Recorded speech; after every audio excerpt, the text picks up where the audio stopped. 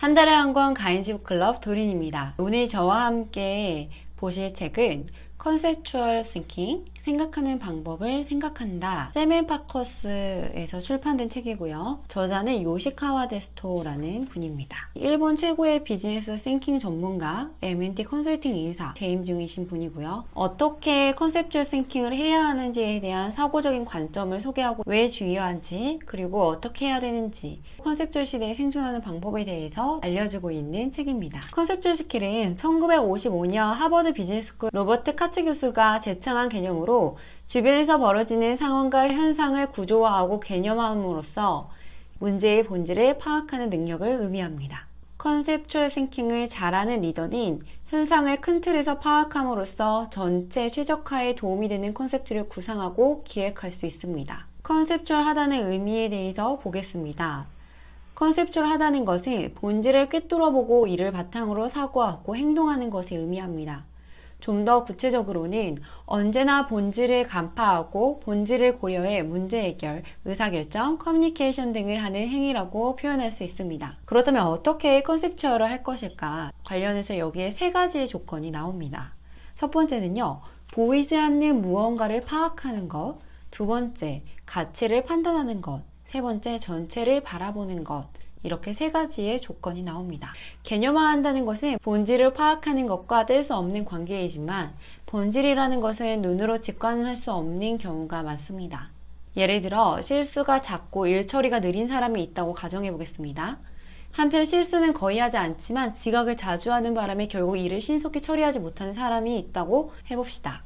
수시로 실수를 하고 지각을 자주 한다는 표면적인 문제 때문에 팀의 사기 저하라는 또 다른 문제가 불거질지도 모릅니다. 여기서 중요한 것은 실수가 잦은 것은 관찰하면 바로 확인할 수 있는 문제지만 팀의 사기를 떨어지게 하는 것이 눈으로 확인하기 쉽지 않다는 점입니다. 본질은 항상 다른 무언가의 그림자에 가려져 있어 눈으로는 볼 수 없습니다. 실수를 자주 범하는 모습이라는 그림자에 팀의 모티베이션 저하라는 문제가 가려져 있는 것입니다. 이처럼 본질을 이해하고 대처하려면 결국 보이지 않는 것을 파악한 행위가 전개되어야 합니다. 마치 비전, 컨셉, 전략, 비즈니스 모델, 계획 등은 모두 추상적인 것이기 때문에 보이지 않습니다. 그렇지만 눈으로 볼 수 있는 제품이나 서비스와 비교할 수 없을 정도로 기업의 경쟁력을 크게 좌우하는 요소들이죠. 두 번째 조건이었던 가치를 판단하는 것. 눈에 보이지 않는 것을 파악한 뒤에는 의사결정을 위해 가치를 판단해야 합니다. 눈에 보이지 않는 대상에 대해서는 평가하기 매우 어렵습니다.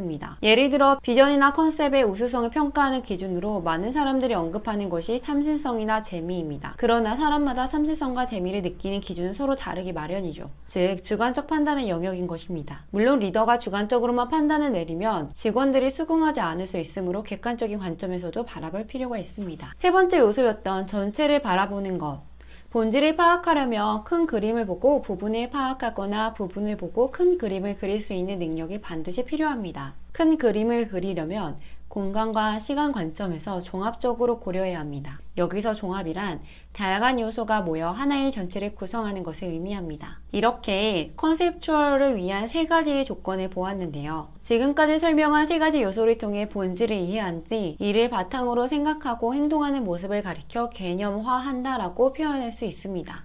변화가 극심한 시대일수록 전체를 바라볼 줄 아는 것이 개념적으로 행동하고 사고하는 데 있어서 가장 중요합니다. 애초에 로버트 카츠 교수는 우수한 리더는 어떤 사람인지가 아니라 무엇을 할 수 있는 사람인지를 기준으로 판별할 수 있다는 가설을 세우고 다양한 조사를 수행해왔습니다. 그래서 리더가 필요한 역량 세 가지 스킬을 이렇게 말하는데요. 테크니컬 스킬, 휴먼 스킬, 컨셉추얼 스킬.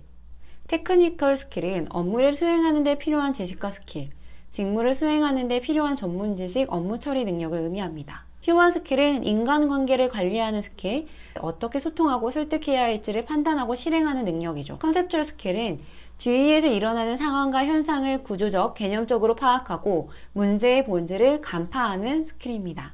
경영자가 되면 각각의 업무에 관여하는 일은 거의 없기 때문에 회사와 사업 전체의 관점에서 전략을 수립해야 하므로 컨셉추얼 스킬이 중요해집니다. 추상화만 해서는 안 되는 이유는 추상적인 상태에 머물러 있으면 구체적인 행동으로 옮길 수 없기 때문입니다. 로버트 카츠는 리더에게 컨셉추얼 스킬, 휴먼 스킬, 테크니컬 스킬 세 가지의 기술이 필요하다고 주장합니다. 실제로 커뮤니케이션 방법, 듣기 말하기 등은 휴먼 스킬 중에서 가장 중요한 항목입니다. 리더가 해야 할 일 중 가장 중요한 것은 정보를 다루는 일입니다. 리더에게 커뮤니케이션이 중요하다고 하는 이유는 이것이 바로 정보를 다루는 행위이기 때문이죠.